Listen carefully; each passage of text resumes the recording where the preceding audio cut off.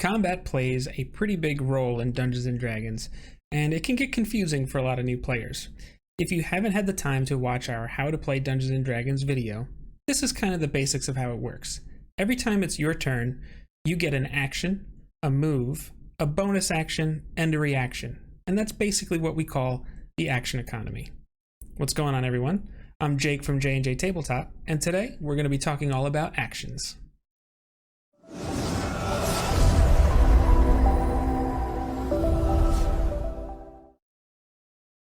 The most common action that you're going to be taking in Dungeons & Dragons is the attack action.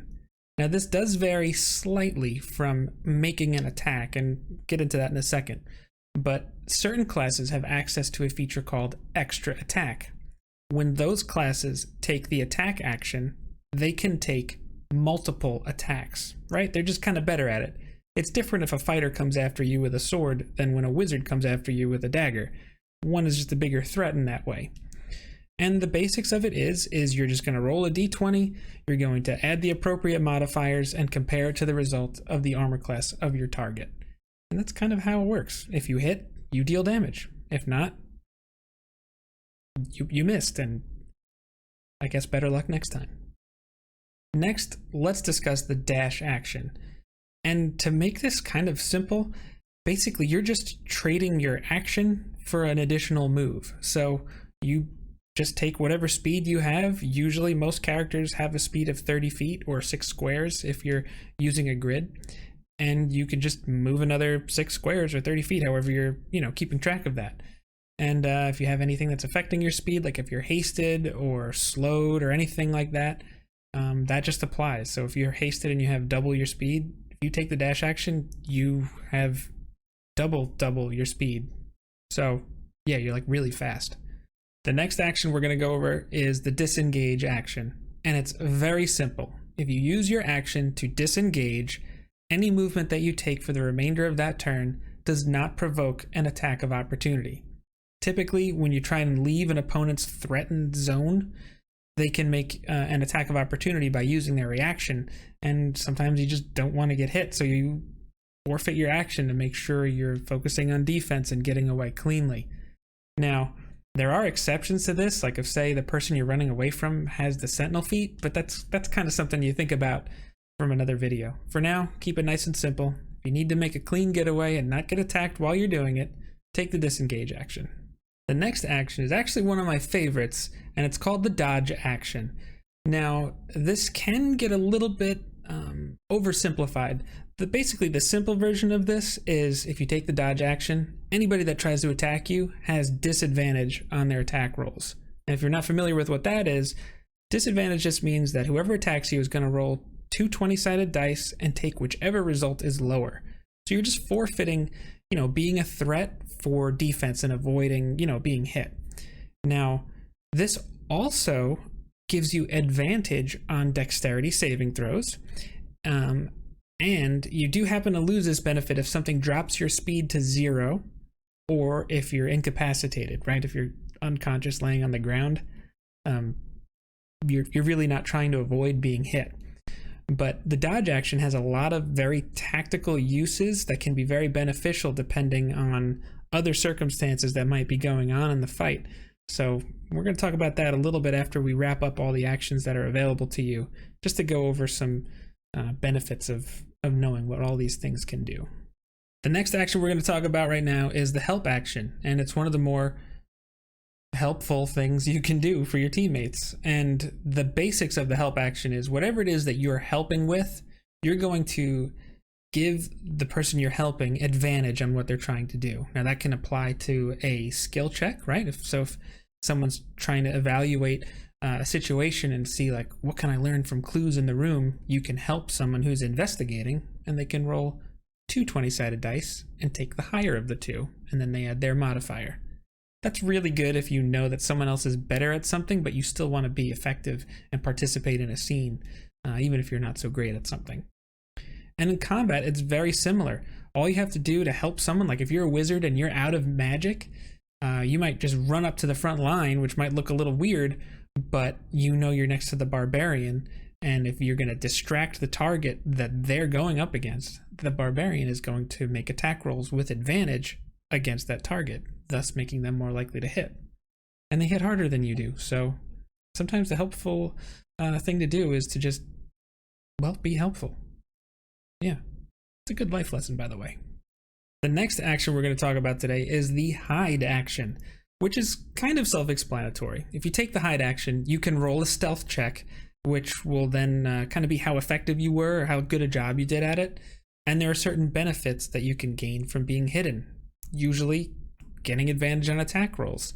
This is usually good for a rogue, where they can use their sneak attack damage if they're hidden from an opponent.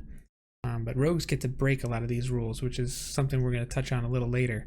But try not to confuse hide with like being invisible. Like if you're in an empty room and there's nothing to hide behind or with or use to hide, however you want to phrase that, it fails, right? Like there's nothing to hide with.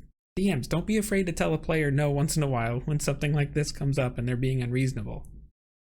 The next action I want to talk about today is the ready action.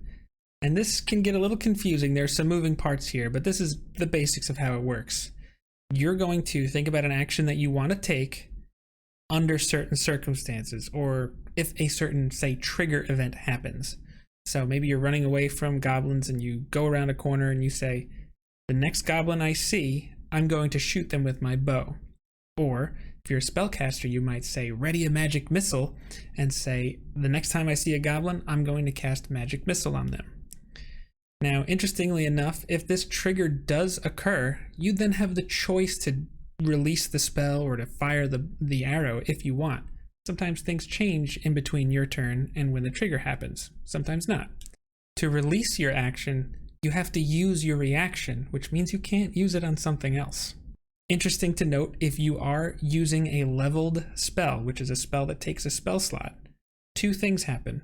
Number one, you then are concentrating on that spell. So if you have a concentration spell up, that drops and you're concentrating on the triggered spell that you're going for.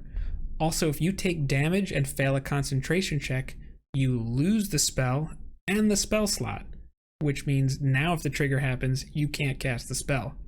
There's some give and take there, so you got to be careful if you're going to do that.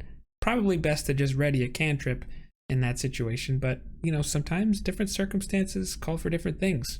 You could be casting a healing spell if you see someone because you know they're running around the corner, or you're going to pull a lever once something happens that you think. There's some very creative uses for the ready action, and it can get kind of complex, but the basics are think about an action you want to take, and think about the trigger, and then talk to your DM about it.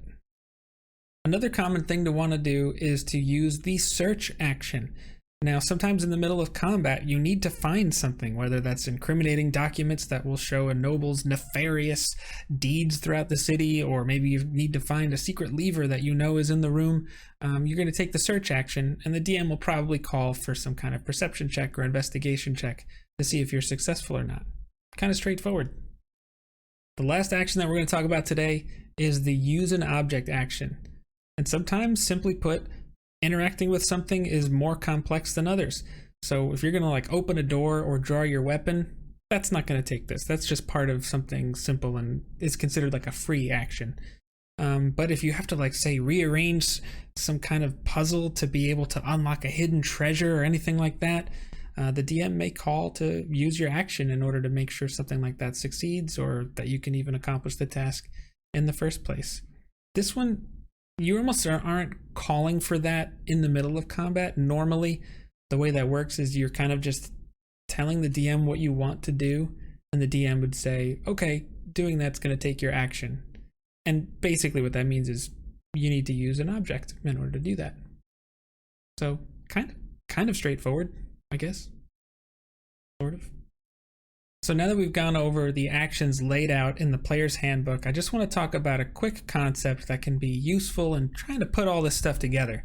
So some classes have features that let you convert these actions into bonus actions, which kind of opens up the playbook a little bit.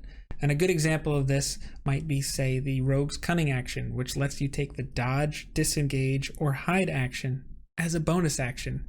So if you can either basically double your movement or not provoke opportunity attacks and still take an action, that's really nasty and lets you be incredibly annoying on the battlefield for your opponent.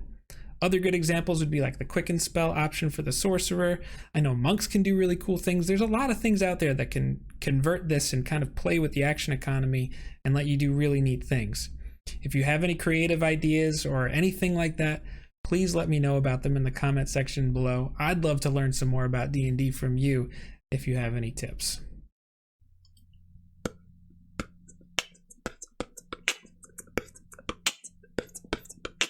¿Dónde está la biblioteca? Me llamo T-Bone, la araña discoteca. Discoteca, maniaca, la biblioteca. Es el bigote grande, pero manteca. Manteca, bigote, gigante, pequeño. Cabeza es nieve, cerveza es bueno. Buenos días, me gusta papas fritas. Bigote de recobres, Cameron Diaz. Yeah, boy.